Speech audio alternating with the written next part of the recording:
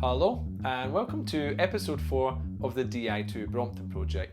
This is going to be the most technical episode we cover and also one of the most critical to ensuring this project works correctly. If you are planning to do the modifications yourself, this episode is critical, so please stay tuned to it. In this episode, we're going to cover how we modify the Di2 Alfine hub and motor unit so that we can fit it into the new rear triangle. We need to hack away certain parts of plastic and do certain modifications around the hub that are critical to make sure the chain operates smoothly. This took me a little bit of trial and error, but I am now 100% sure that the bike is mechanically sound and operates to expectations. Now let's cut to the footage and let's see how we can modify this Brompton to accommodate the Di2 Alfine hub. He's the Brompton Guy! Right, okay, and welcome into my kitchen / workshop here. So we're simply going to go over the rebuild process now to fit everything onto the Alfine hub here. So the very first part on, which doesn't require any modification, is just this simple washer, straight over the top, falls in, beautiful. The next part we have is essentially a plastic ring which goes on to protect any debris going on this part, which takes the hub off for servicing. So we've got that here and that slips over, but this was one of the first parts that required modification. So it's a simple modification. Essentially it has a small overlap at the start so that you can grab it off easy. At the moment now it's really difficult to sort of get off, you need to just use a screwdriver. And then I got a Stanley blade and just cut round the edge until it came off so that this is as flush as it can get. So this just feels like a perfectly round edge. But here's a sort of example of what came off. So essentially this plastic was on, Stanley blade all the way around, and then you get the excess plastic off and it leaves it nice and neat and firm there with a nice finish on it.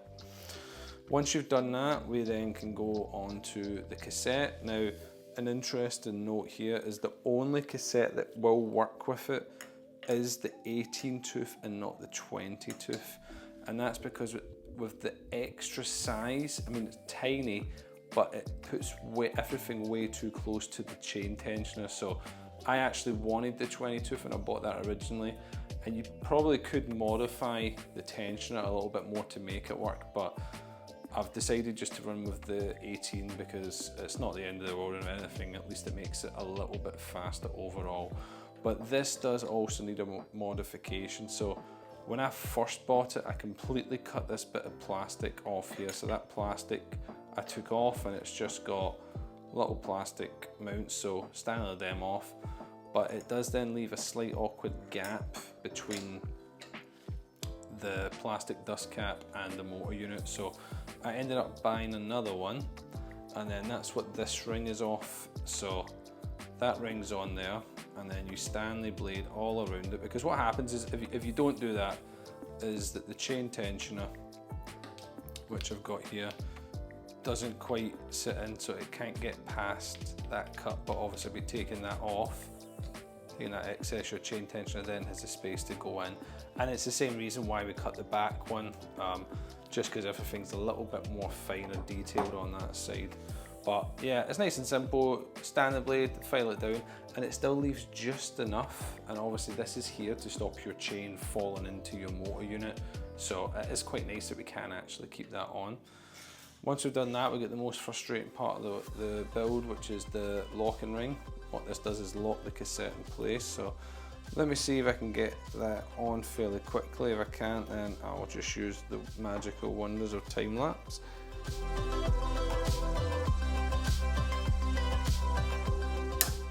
we go. Screwdriver uses these little notches that helps us go down. There we go. Hear an audible click. And what that does is keep that nice and snug on there. Awesome, now that that's done, we have another little dust jacket. So the larger diameter side then has a chamfer that comes up, but the larger diameter side should go down first and the chamfer should come up to you. And then after that stage, we have the motor unit itself. Nice and simple to fit personally. I just keep turning it until I feel it lock into an obvious groove. Awesome. You'll see at the moment it can play either way even though it's seated, so it is important to put your little locking nut on in a fairly secure manner.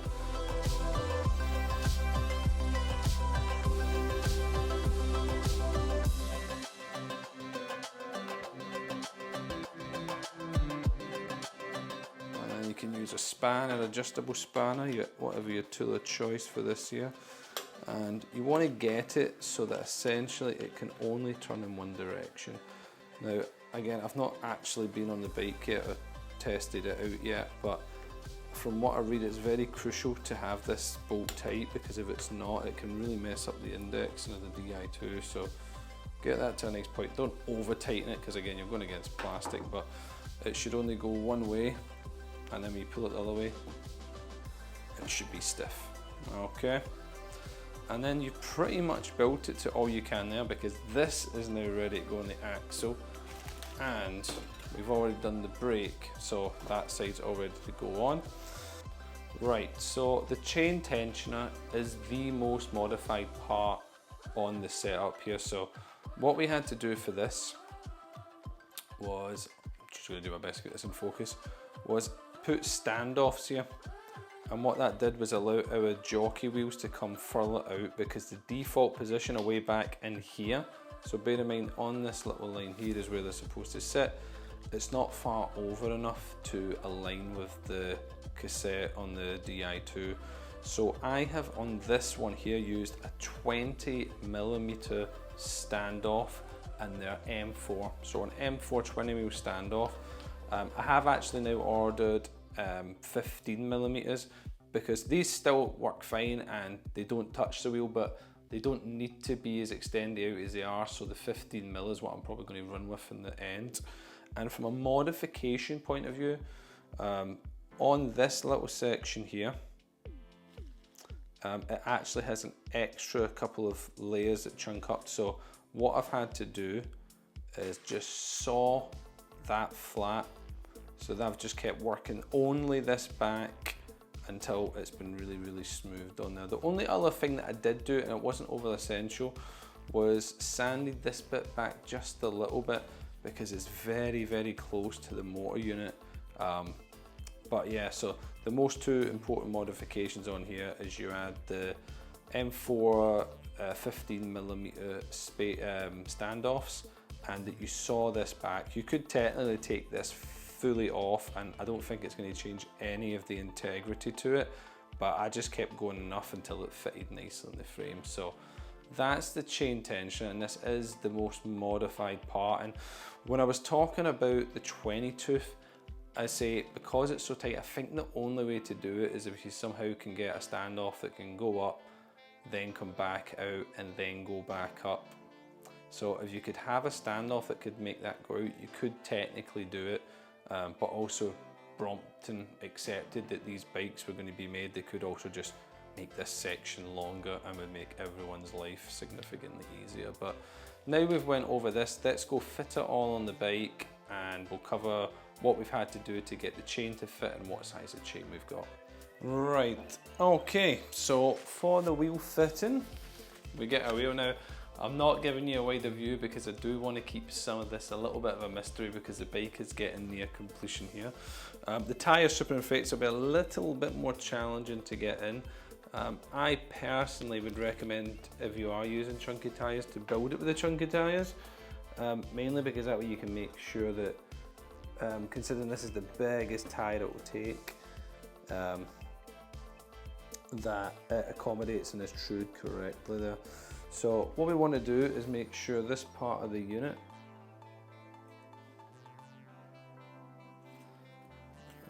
let me bring this back, essentially lines to the bottom.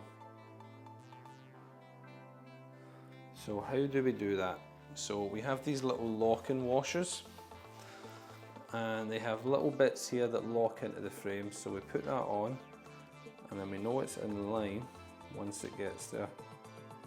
So there we go, so it should point down and the DI2 table goes in. And then on the other side, we have a little blue one. So blue side goes to the non-drive side, green to drive side. Once we've done that, I can lock this one up here. So I'm just going to lock this side off here. Now I've kept the camera angle on this side because this is the more important side. So I'm going to lock that off just by hand tight just now. And as I say, that's how you know it's aligned. So this should be here. You can see we've got clearance all around the frame. The Di2 cable is going to go in there. But next we've got a chain tensioner. So let's just lock that over, wash it on, and tight on there. Now there is lots of trial and error, and as I say, it gets really close to the wire there, but does just leave the tiniest bits of clearance. And then simply a 15mm spanner.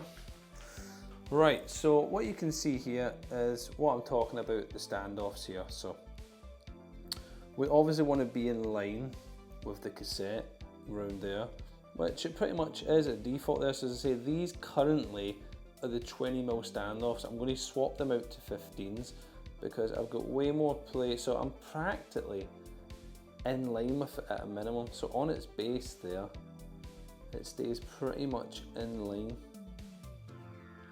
with the actual cassette itself there, which is nice. But I have such massive excess out there, and it just is way too close to the wheels for my liking. Like the spokes itself, it is just like, oh no thank you. So there we go.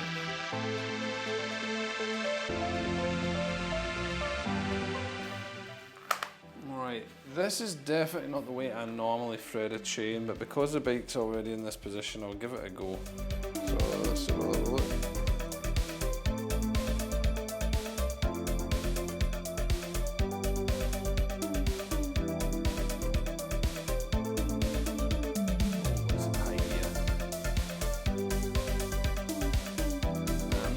So we have fitted a Di2 hub to the Brompton. And there you have it. That is how we assemble the Di2 Alfine hub on the new 20-inch Brompton wheels. It did take quite a long time for me to figure it out, and I'm grateful I got there in the end and that I was able to share that information with you guys. I know it's been done before, but I've not seen it this well catalogued anywhere else, so I hope you managed to get some value from the content. I am aware in my last episode that I says I was going to show you the footage of me putting the triangle and the forks and all that stuff together. Now I do have that stuff shot, but I've consciously chosen not to add it in just because I feel it gives the overall look of the bike away a little too early. The next episode is the grand reveal of it, so I've decided to keep it all from there, and then I'll highlight some of the stuff like the running of the Di2, the fitting of the brakes in that episode, but that'll be getting shot in the next couple of days, and I just cannot wait to be able to share that footage with you and just see how good the bike reacts. But on that note, we're going to end this episode here.